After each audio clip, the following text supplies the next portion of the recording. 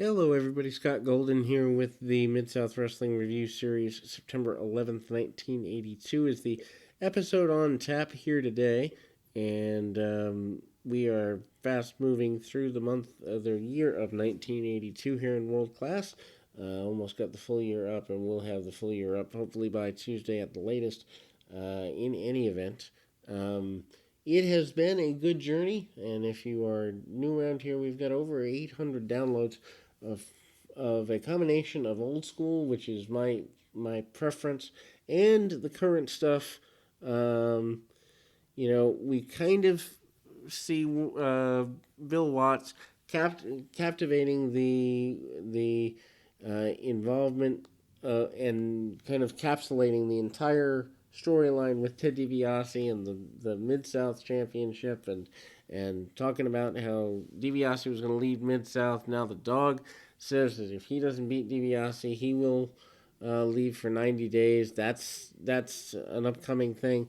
So I mean, they've really kind of gotten several months out of that. Dick Murdoch and Billy Starr are here. I feel like they're in a different arena, although it's just, I think, bad lighting on this particular run.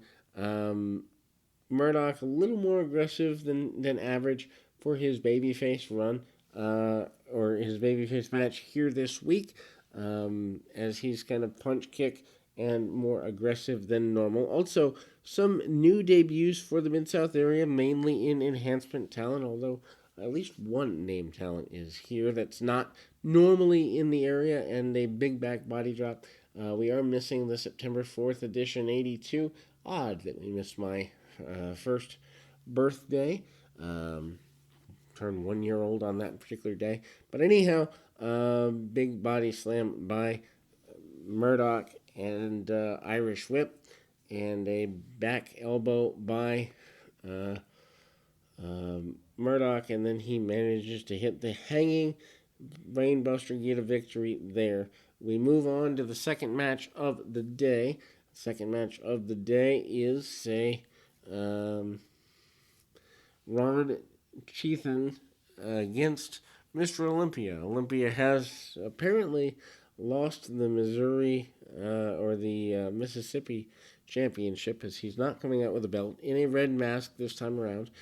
Drop kick early. Cheathan had been here for several months in the early part of the year and disappeared for a while, so maybe did a European tour or a Japanese tour or went to another territory for a few months. Who knows?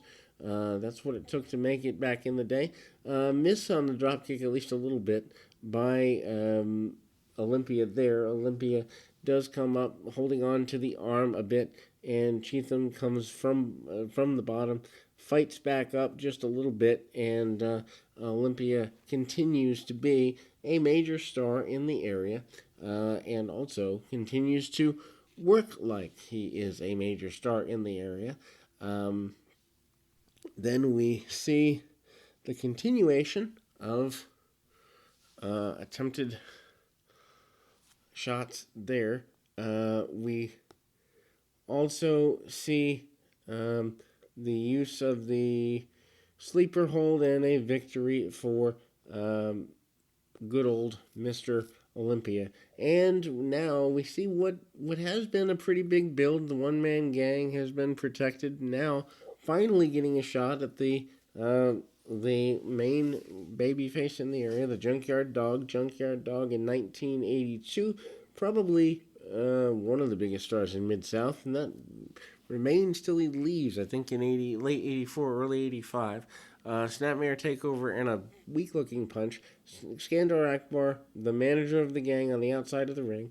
Again, the dog basically saying he doesn't want to be around if he's not the champion, and a huge, surprising thump slam by the dog. Dog brings Skandar Akbar in. I don't know if this means that the gang was about to leave for World Class in this era, although seems a little premature. I didn't think he left till 83. Killer Khan comes out and tries to get involved and does. Gang again goes up for a second slam. Mr. Olympia comes out and neutralizes Killer Khan, and the Junkyard Dog pins the one-man gang. So to me, that means he's leaving the territory. Anyway, we move to a continuation of the card, and I mean, this is again more of a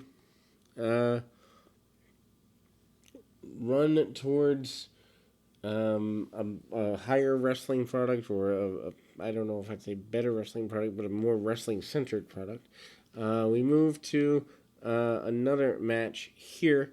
This particular contest is the North American champion Ted DiBiase and a newcomer Tim Horner, who NWA makes it down in Georgia. Georgia, I think he beat Hawk on TBS, if I remember correctly.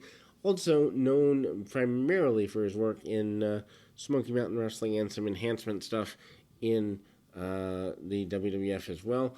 Kick under the chin by DiBiase. Horner looks like $1,000,000 here, not based on size, but just he's selling really well and fitting in to a enhancement challenge match here pretty well if this is his rookie year. He does stumble against the ropes after being missed with an elbow drop, which I give him a compliment and there off he goes. He does get a near fall on DiBiase, which is surprising to me at the time. Maybe there was a plan to do something more with him, but he actually gets almost a fall there. Actually, the match does not hold up as well as I thought. I just thought he looked good because he was moving well, but more accurately, he's botched a couple of spots. Couple of shots across the top rope. In like a guillotine hot shot style, big back body drop by DiBiase. DiBiase still probably one of the best in the country at the time, still at this point being looked at for the NWA Championship, although in Mid-South not really going to happen. I don't think Watts would have let him go anyway. Big body slam, power slam, and a figure four for DiBiase, and then we move on to Jim Duggan, DiBiase's tag partner and good friend, as they are in the center. Mr. Wrestling 2 providing Duggan's adversary for the day. Odd combination of combatants there. Duggan, having the power advantage. Wrestling 2 obviously having the wrestling and experience advantage, at least to a little degree. And Duggan bails out, heads for lower ground in a hurry, doesn't want to waste a lot of energy, and isn't going to if he can help it. Side headlock takeover by Mr. Wrestling 2, and we see an Irish whip reversal by Wrestling 2, gets a backdrop. Duggan has a little difficulty getting over on the backdrop, but does, and Duggan goes to the outside, comes back in, manages to find himself in a head scissors takeover, and works out of that headlock, but gets rolled up into a arm bar after a hammerlock by Wrestling 2. That's what I mentioned, clash of styles. Duggan more the brawling type, and his facials and expressions change as he gets frustrated. Ankle pick by Wrestling 2. Worth checking this match out too, just if you want to look at how to maintain your heat and value as a heel, but still make the bigger star, because at that point Wrestling 2 was a bigger star, look bigger. And hard shot by Duggan to the midsection, and a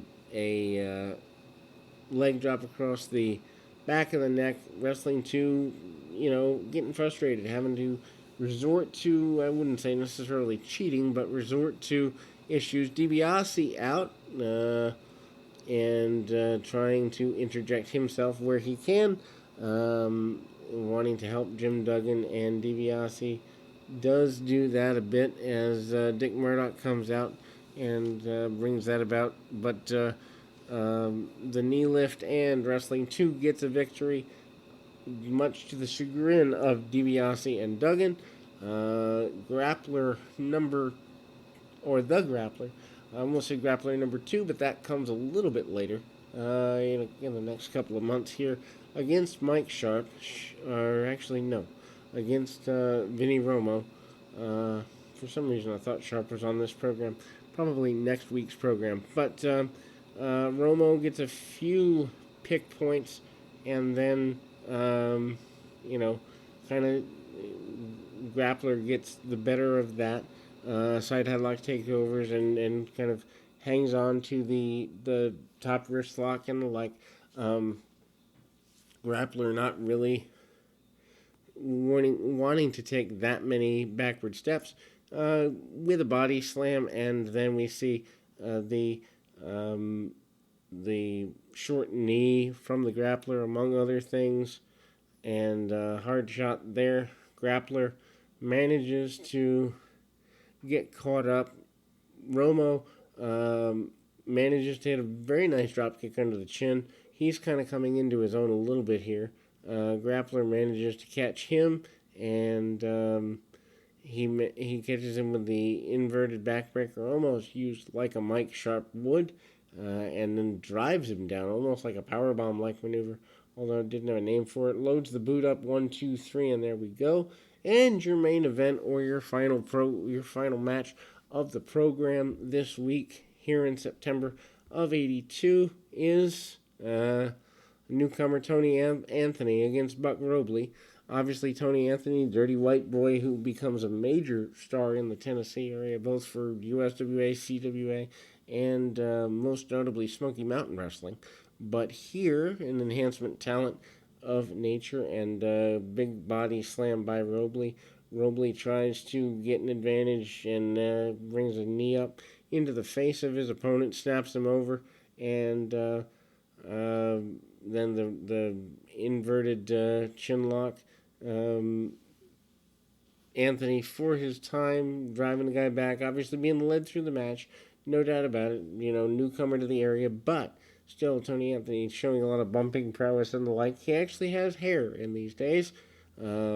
Balding. Balding is how we normally see him. By 1992-3, when he's bigger in the Smoky Mountain area. Missed the elbow by a mile, did Buck Robley, after a big kick, and he wins the match, but not the hearts of some fans anyway. Anyway, we are done with this particular edition. We're going to at least finish out September here today, and hopefully get through October, November, and December within the next little while. But till next time, keep your feet on the ground, your mind in the moment. Till next time, everybody.